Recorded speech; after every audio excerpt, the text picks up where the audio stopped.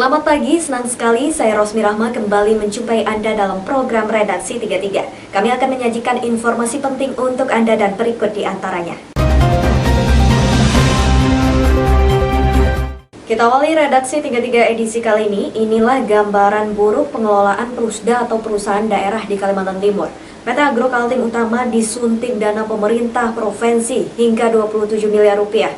Bukannya memberikan kontribusi kepada daerah, malah amblas di tangan para direksinya. Kini 2 orang direksi Prusda PT Agro Kaltim Utama meringkuk di sel tahanan. Kedua orang itu, Yanuar dan Nurianto, menjadi orang paling bertanggung jawab atas raibnya modal pemerintah sebesar 27 miliar rupiah. Kasus ini terbongkar setelah Kejaksaan Tinggi Kaltim sejak bulan Maret 2020 lalu menelusuri PT Agro Kaltim Utama yang disingkat dengan PT AKU. Perusahaan ini awalnya diproyeksikan bergerak di bidang perkebunan dan pertanian. Tapi ternyata setelah menerima setoran modal dari Pemprov Kaltim, para direksinya malah menghilang. Kantornya pun di kawasan perkantoran bersama Prusda di Jalan Basuki Rahmat Samarinda tutup. Setelah 2 tersangka ditangkap dan ditahan, ternyata tidak ada lagi aset tersisa yang bisa disita. Tim Kejaksaan Tinggi Kaltim mengakui Prusda tak punya apa-apa lagi. Dengan kata lain, modal sebesar 27 miliar rupiah dari Pemprov Kaltim amblas tak berbekas. Samarinda. Pak, kalau itu aset-aset yang disita apa aja Pak? Selain uang tunai Pak? Untuk sementara ini aset yang disita karena sudah lamanya ini tindak pidana yang dilakukan, aset yang ada sebetulnya ini 2 rumah tetapi sudah dialihkan ke pihak lain, intinya sudah dijual. Jadi sehingga kami agak kesulitan untuk mencari melacak aset yang nantinya sebagai pengganti kerugian negara. Berarti pemiliknya ini Uang setoran modal dari pemerintah bukannya dibelanjakan untuk berusaha perkebunan atau pertanian, tapi oleh tersangka Yanuar dialihkan untuk usaha lain. Belakangan terbongkar pula oleh penyidik Kejaksaan Tinggi Kaltim ada 9 perusahaan baru yang disebut menjadi tempat penampungan aliran modal dari Prusda PT AKU. Dan ternyata 6 perusahaan diantaranya adalah fiktif. Pak, informasinya ada salah satu perkebunan yang mereka sembunyikan, seperti apa itu Pak? Sampai sekarang belum, nggak ditemukan sampai sekarang. Untuk perkebunan itu memang nggak ada, perkebunan nggak ada yang bersangkutan sehingga membuka kerjasama dengan 9 perusahaan. 9 perusahaan tersebut, tetapi pada tahun 2009 itu yang bersangkutan mendirikan perusahaan sendiri. Itu ditemukan menjelang penetapan tersangka Y. Nah, itu baru diketemukan kalau 2 orang itu membuka perusahaan namanya PT Dwi Mitra Palma Lestari.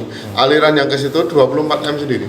tapi Pak, Prusda PT Agro Kaltim Utama berdiri sejak zaman Gubernur Kaltim Suwarna AF. Tahun 2003, perusahaan mendapat suntikan dana berupa penyertaan modal dari Pemprov Kaltim sebesar 5 miliar. Ditambah lagi tahun 2007 sebesar 7 miliar. Anehnya, meski tidak jelas kinerja perusahaan itu pada tahun 2010 saat Gubernur Kaltim Awang Faruk Ishak, Prusda itu disuntik lagi sebesar 15 miliar rupiah. Muncul pertanyaan, adakah keterkaitan para tersangka dengan para gubernur? Mengingat selama ini penunjukan personel direksi Prusda selalu tidak lepas dari campur tangan kepala daerah yang berkuasa saat itu. Aspidsus Kejati Kaltim Prihatin SH mengatakan, sejauh ini hanya 2 orang tersebut, yakni Yanuar dan Nurianto yang menjadi tersangka. Tuduhannya adalah melakukan korupsi sesuai dengan Pasal 2 dan Pasal 3 Undang-Undang Tindak Pidana Anti Korupsi. Ini untuk penanganan perkara Agro Kaltim Utama di Kejaksaan Tinggi Kaltim sampai saat ini sudah dinyatakan P21 ya untuk tersangka yang kedua. Namun tersangka yang pertama inisial Y yang kemarin beberapa hari yang lalu sudah kami serahkan limpahkan tahap 2 ke Kejaksaan Negeri Samarinda. Tetapi dari Maret 2020 kami tangani sampai saat ini akhirnya berkembang sampai pemeriksaan saksi, alat bukti cukup sehingga terungkaplah seperti itu. Ada yang fiktif, ada yang mengalir 24 miliar seperti itu. Kasus Prusda PT Agro Kaltim Utama sudah terbongkar. Pertanyaan berikut, apakah pejabat Pemprov Kaltim ikut bertanggung jawab atas raibnya setoran modal sebesar 27 miliar? Tim Kaltim TV, Hardin, melaporkan.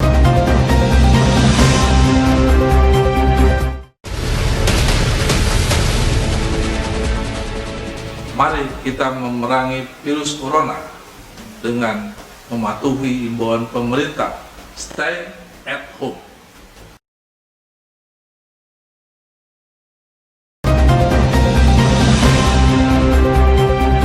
Kota Samarinda dan sebagian daerah di Kalimantan Timur dilanda hujan. Intensitasnya tinggi dalam 2 hari terakhir. Badan Meteorologi, Klimatologi, dan Geofisika memperingatkan hujan lebat disertai kilat dan petir masih bakal berlangsung sampai akhir tahun 2020.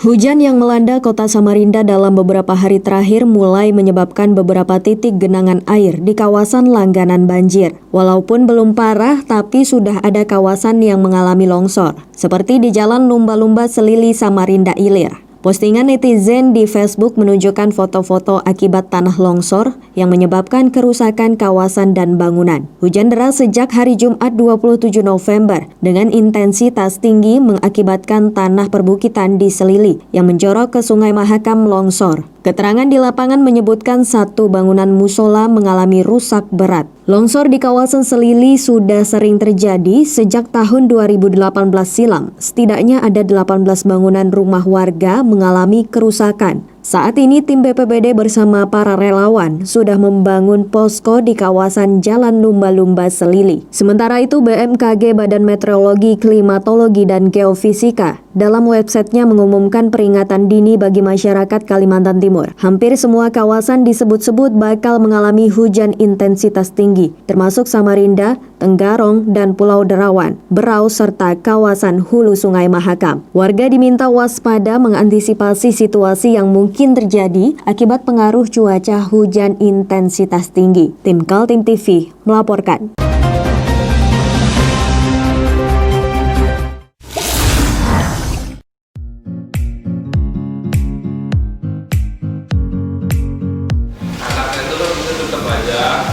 Cara mudah beriklan digital di Kaltim TV.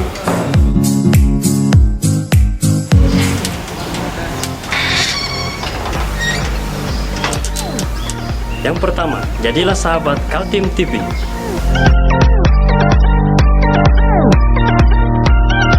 Dengan Rp1.000.000, para sahabat mendapat 20 kali tayang di slot berita kamu.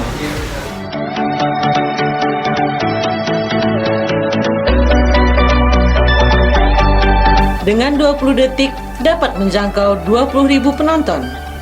Anda beruntung karena mendapat kesempatan perdana dari kami.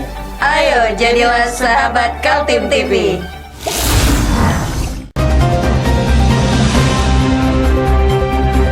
Polresta Balikpapan menginisiasi deklarasi damai untuk pilkada di Kota Balikpapan. Deklarasi ini melibatkan seluruh unsur pilkada, mulai tokoh masyarakat, tokoh agama hingga tim ses paslon. Bertempat di halaman kantor Polresta Balikpapan, sejumlah tokoh masyarakat, Ormas TNI, serta tim ses paslon dari masing-masing partai melihat deklarasi damai Pemilu Kada Kota Balikpapan pada Kamis 26 November 2020 pagi. Deklarasi damai ini merupakan inisiasi dari Kapolresta Balikpapan Kombes Pol Turmudi. Dalam deklarasi yang dibacakan secara bersama tersebut mengedepankan menolak segala bentuk kampanye yang mengatasnamakan agama, menolak politisasi tempat ibadah, meminta kepada seluruh elemen masyarakat untuk mendukung pelaksanaan Pilkada 2020 dengan damai. Dalam deklarasi ini juga diharapkan tidak ada black campaign, negative campaign, dan money politik, serta isu sara yang dapat mencederai nilai-nilai demokrasi. Damai, Pak.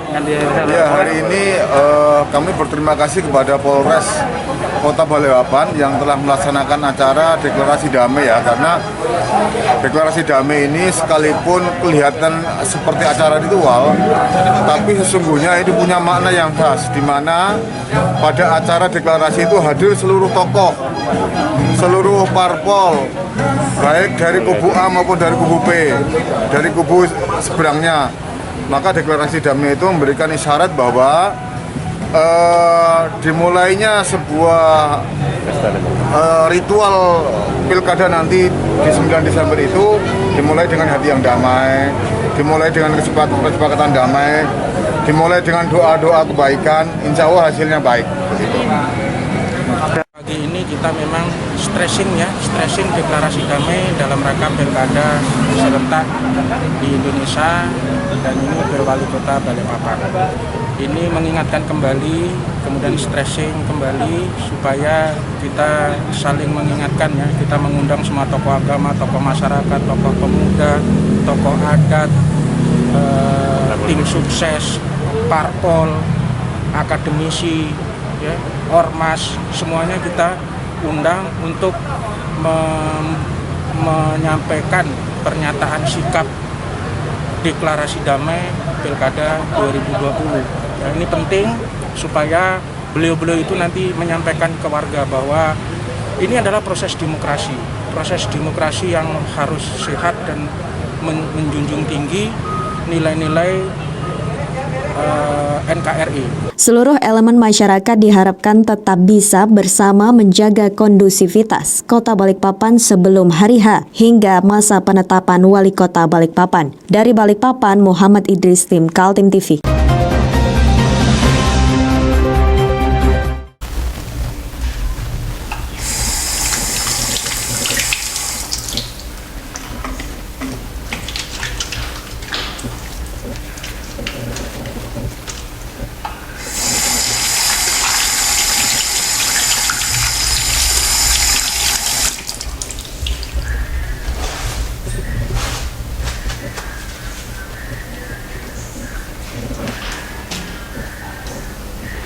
Meskipun di rumah saja, kita tetap selalu menjaga kesehatan, cuci tangan, menggunakan hand sanitizer. Ingat, mulailah dari diri sendiri.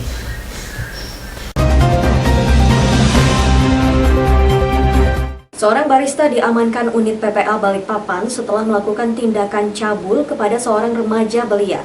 Korban bahkan sempat mendapatkan ancaman jika tak memenuhi hasrat tersangka. DA, 28 tahun, digiring unit PPA Satreskrim Polresta Balikpapan pada Kamis siang untuk mempertanggungjawabkan perbuatannya. Tersangka diamankan di rumahnya di kawasan Damai, Balikpapan Selatan pada 21 November lalu. Tersangka diketahui melakukan tindak pidana pencabulan terhadap anak di bawah umur berinisial AA 17 tahun yang masih berstatus sekolah. Tersangka melakukan pencabulan sejak April lalu, bahkan tersangka kerap cekoki minuman keras sebelum melakukan tindakan cabulnya. Di hadapan polisi, tersangka akui melakukan tindak cabul selama 4 kali sejak April. Bahkan tersangka kerap mengancam korban, menyebarkan video syur korban jika tidak mengikuti nafsu bejatnya. Kami telah mengamankan seseorang yang diduga telah melakukan tindak pidana pencabulan terhadap anak di bawah umur, di mana korban sendiri baru berumur 17 tahun. Dari keterangan pelaku bahwa pelaku telah melakukan pencabulan tersebut sebanyak 4 kali dari sekitar bulan April, Juni sampai dengan bulan November. Akhirnya dari perbuatan itu dilaporkan sama orang korban keberatan dan melaporkan kejadian tersebut kepada orang tuanya. Dan akhirnya orang tuanya melaporkan kejadian tersebut ke Polresta Balikpapan. Sempat pacaran kan ya?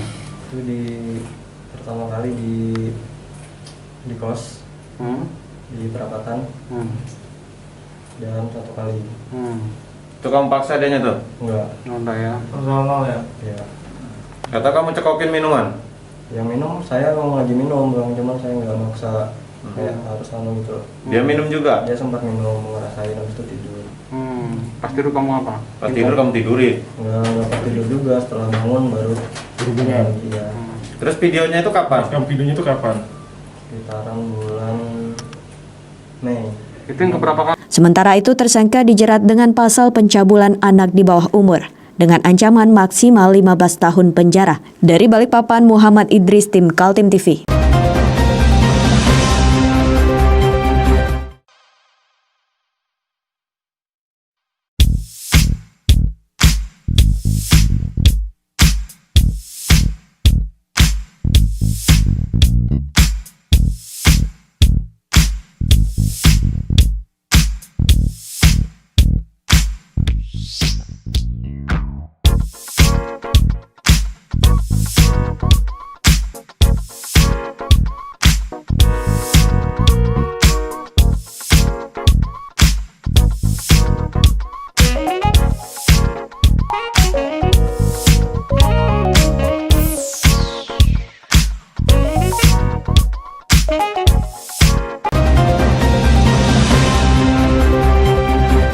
Kita beralih ke informasi selanjutnya. 2 orang tersangka pelaku korupsi Prusda PT Agro Kaltim Utama sudah lengkap pemberkasannya. Tersangka utama Yanuar mulai disidangkan di Pengadilan Tipikor Samarinda pada 30 November. Sedangkan seorang rekannya Nurianto, berkasnya sudah dinyatakan lengkap dan diserahkan jaksa penyidik ke Kejaksaan Penuntut Umum di Kejaksaan Negeri Samarinda. Kasus korupsi Prusda PT AKU sudah siap disidangkan. Jaksa penyidik dari Kejati Kaltim memastikan berkas perkara memenuhi syarat untuk dibawa ke pengadilan. 2 tersangkanya Yanuar sebagai Direktur Utama Prusda PT AKU dan Nurianto sebagai salah seorang Direktur Umum juga sudah diserahkan ke Jaksa Penuntut Umum di Kejari Samarinda. Untuk penanganan perkara Agro Kaltim Utama di Kejaksaan Tinggi Kaltim sampai saat ini sudah dinyatakan P21 ya untuk tersangka yang kedua. Namun tersangka yang pertama inisial Y yang kemarin beberapa hari yang lalu sudah kami serahkan limpahkan tahap 2 ke Kejaksaan Negeri Samarinda. Tetapi saat ini sudah ada kabar penetapan hari sidang ya, jadi pihak Kejaksaan Negeri Samarinda sudah melimpahkan ke Pengadilan Tipikor Samarinda dan sudah ada penetapan hari sidang tanggal 30 November hari Senin ya, besok untuk sidang perdana ya. Itu yang Y tanggal 30 ya. itu Pak ya. Namun yang ini yang tersangka N ini sebagai tersangka kedua dalam perkara yang sama itu sampai sekarang udah ini dinyatakan P21 dan hari ini ya kita limpahkan tahap 2 dari penyidik ke penuntut umum di Kejaksaan Negeri Samarinda. Untuk selanjutnya dalam waktu dekat akan kami limpahkan ke pengadilan. Prusda PT AKU didirikan Pemprov Kaltim tahun 2003 ketika zaman Gubernur Suwarna AF. Prusda yang diproyeksikan menjadi mesin uang PAD, pendapatan asli daerah Kaltim ini disetting menjadi perusahaan perkebunan. Waktu itu Pemprov berani menyalurkan penyertaan modal sebesar 5 miliar. Ditambah lagi tahun 2007 sebesar 7 miliar dan tahun 2010 sebesar 15 miliar rupiah. Tapi apa yang terjadi? Manajemen di bawah kendali Yanuar bukan menggunakan modal ke sektor perkebunan, tapi menyalurkannya kepada 9 perusahaan lain yang 6 diantaranya adalah fiktif. Sedangkan 1 perusahaan yang mendapat aliran dana terbesar dari Prusda PT AKU, yakni PT Dwi Palma Lestari, adalah perusahaan milik tersangka Yanuar bersama dengan Nurianto. Dana dari APBD Kaltim sebagai penyertaan modal Prusda PT AKU sebesar 27 miliar amblas tak berbekas. Jaksa penyidik mengakui kesulitan mencari jejak aset perusahaan maupun aset pribadi kedua tersangka. Aset yang disita karena sudah lamanya ini tindak pidana yang dilakukan, aset yang ada sebetulnya ini 2 rumah tetapi sudah dialihkan ke pihak lain, intinya sudah dijual. Jadi sehingga kami agak kesulitan untuk mencari melacak aset yang nantinya sebagai pengganti kerugian negara. Oke, berarti pemiliknya ini kemungkinan yang membeli berarti bukan orang dalam Samarinda berarti Pak? Ada, sudah diperiksa, sudah dibeli dari tahun 2015. 2 rumah tersebut, sehingga kami agak kesulitan. Pak, informasinya ada salah satu perkebunan yang mereka sembunyikan, seperti apa itu Pak? Sampai sekarang belum, nggak ditemukan sampai sekarang. Untuk perkebunan itu memang nggak ada, perkebunan nggak ada yang bersangkutan sehingga membuka kerjasama dengan 9 perusahaan. Tim Kaltim TV, Hardin melaporkan.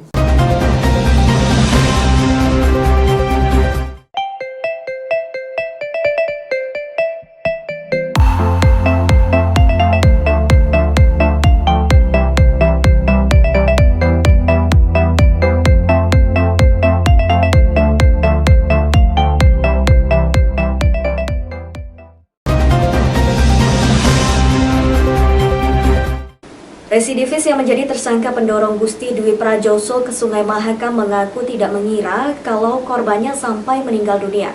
Dia mengaku mendorong korban hanya bermaksud mengambil handphone korban yang tergeletak di turap batu tepi sungai. Kejadian nahas menimpa Gusti Dwi Prajoso masih menjadi perbincangan warga sekitar rumahnya di Wiraguna, Kelurahan Sidodadi, Kecamatan Samarinda Ulu. Pasalnya, pemuda berusia 18 tahun itu meninggal dunia akibat didorong kecebur ke sungai oleh penjamret yang menginginkan handphonenya. Tersangka U 22 tahun setelah ditangkap polisi di Mapolresta Samarinda mengakui dia tidak tahu kalau Gusti tidak bisa berenang. Dia dan rekannya yang juga telah menjadi tersangka, P mendorong korban dan seorang temannya hingga jatuh ke sungai hanya karena ingin merampas handphone korban. Setelah korban tercebur ke sungai, dia mengambil handphone korban yang tertinggal di batu turap tepian Mahakam. Kedua tersangka ini tidak menghiraukan lagi, bahkan mereka beroperasi kembali mencari mangsa lainnya di kawasan tepian Mahakam. Setelah keluar dari penjara 3 kali melakukan Itu kenapa kamu dorong dia? Apa motifnya mendorong itu? kamu supaya mati atau gimana? Aku kira Peter dia berenang.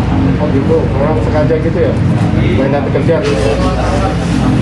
Terus besoknya jam berapa lagi? Di Mas Tenggarong? Main Sana seberang? Kamu kabur itu setelah tahu kalau korbanmu itu mati? Nggak tahu, pas di Sulawesi kita tangkap baru aku tahu bilang. Kamu yang di sebelah tahunya korbanmu mati? Tahu kan? Nggak tahu. Korban Gusti yang tidak bisa berenang ditemukan meninggal dunia 2 hari kemudian. Sedangkan seorang temannya bernama Jidan yang juga tercebur ke sungai selamat. Polisi kemudian mengejar tersangka hingga akhirnya ditangkap saat turun dari kapal di Pelabuhan Parepare, Sulawesi Selatan. Tersangka utama berinisial U diketahui adalah seorang residivis yang baru saja bebas bersyarat. Namun tersangka melakukan kejahatan penjamretan lagi bersama temannya. 2 orang ini setelah kejadian besoknya masih melakukan lagi. 1 sudah kita amankan barang buktinya, 1 masih kita cari korbannya. Ya. Jadi silakan apabila masyarakat ada yang merasa mengetahui wajah-wajah ganteng tersangka ini, silakan dapat menghubungi dari pihak kepolisian. Polisi kini mengembangkan kasus meninggalnya Gusti. Apakah ada unsur lain seperti kekerasan? Karena diketahui tersangka juga membawa senjata tajam saat beroperasi di tepian Mahakam Samarinda. Tim Kaltim TV Hardin melaporkan.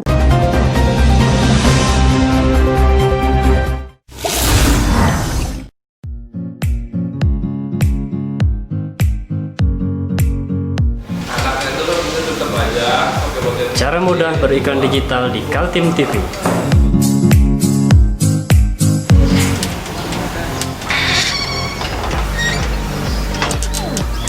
Yang pertama, jadilah sahabat Kaltim TV.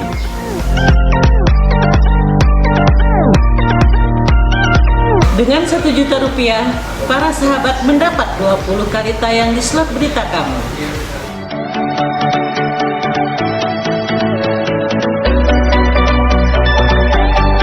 Dengan 20 detik dapat menjangkau 20.000 penonton. Anda beruntung karena mendapat kesempatan perdana dari kami. Ayo jadilah sahabat Kaltim TV.